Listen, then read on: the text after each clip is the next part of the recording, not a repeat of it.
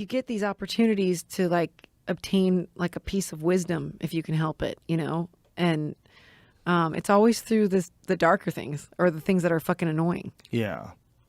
And lately I've been so aware of my lineage, like my family tree, and like my parents, my grandparents, my great grandparents, and me, and then, you know, my stepdaughter, and, you know, if we have more kids, like where I sit in this line of generational personalities and habits, and where I see the mistakes, and where I want to make corrections. And it's really powerful.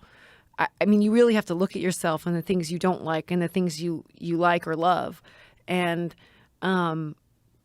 it's a really defining moment lately. Like I just feel my, again, responsibility to what is most important. And there's like, I'm so proud to be from the family I'm from and like the kind of people. And then there's so many things I'm like, oh God, you know?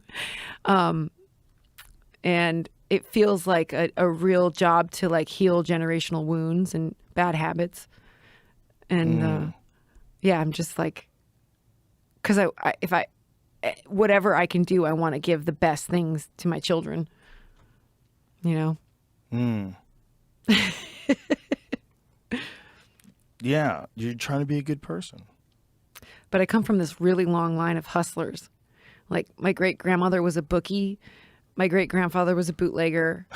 My grandfather was a bookie and a prisoner of war for 2 years in World War II. Like he was shot down from an airplane. Oh my God. And like he was a waist gunner, like one of the most dangerous jobs you could have.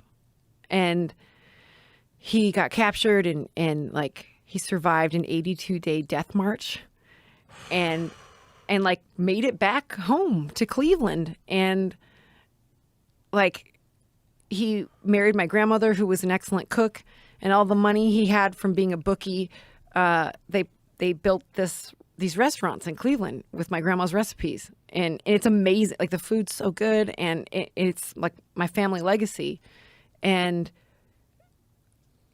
I'm just fascinated by those people, and I feel really lucky to be their granddaughter. Yeah, that's a fascinating fucking story. It's pretty wild. How did he survive? Oh man. How did he survive the crash? He parachuted out. So he parachuted out, and then he gets captured. Jesus. Yeah. He never talked about his experience until he was almost 80. So he didn't tell, like even my dad, like nobody knew what my grandfather went through. And he got inspired by somebody to finally tell us what to tell his family.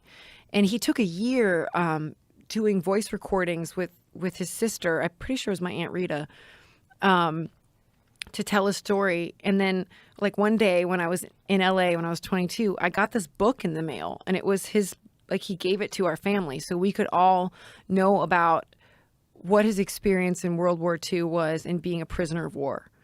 And I was bawling. It's like makes me emotional just talking about it. Like he had finally had this moment where he felt like it was okay to tell everybody.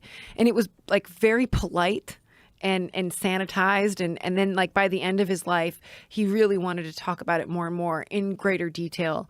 But he carried one of his friends during that 82-day march because I can't remember where they were moving them, but it was, you know, like you walk for 82 days, like you can't stop to take a shit or pee. Like you just like, he had dysentery, he had lice, like he was filthy. And I like, actually shortly before he died, I went to visit him and he was telling, like he just wanted to talk and like tell me these things. And, you know, I remember him saying to me, like, and he like looked me in the eye and he was like, "You do not know filth. You don't know filth." And just being like, if you stopped, they killed you. So you had to keep going. And one of his friends, he carried him. And I remember this old man because my parents used to send us to Florida, where like in the summers where my grandparents lived. And we'd spend like 2-3 weeks with them. and it was awesome. But you know, Grandpa was usually watching The Sopranos with his headphones on, like doing his own thing. But you know, they were so Italian. But his old friend was all like, I remember, I think it was, I don't want to butcher this, but I think it was his friend, Mr. Dragonetti. And like, they were friends till their very old age. And, you know, they had this experience together, this horrible experience. But like, you know, not to like ramble on unless you want to hear more about it. Like, I'm just so amazed at that sacrifice and courage and bravery and just fortune to survive and then to have a life after that. And then I think about somebody posting their fucking video about working too long at Starbucks. And I'm like, fuck you. I'm sorry. Fuck your fucking feelings. Like, you're going to be fine, you know?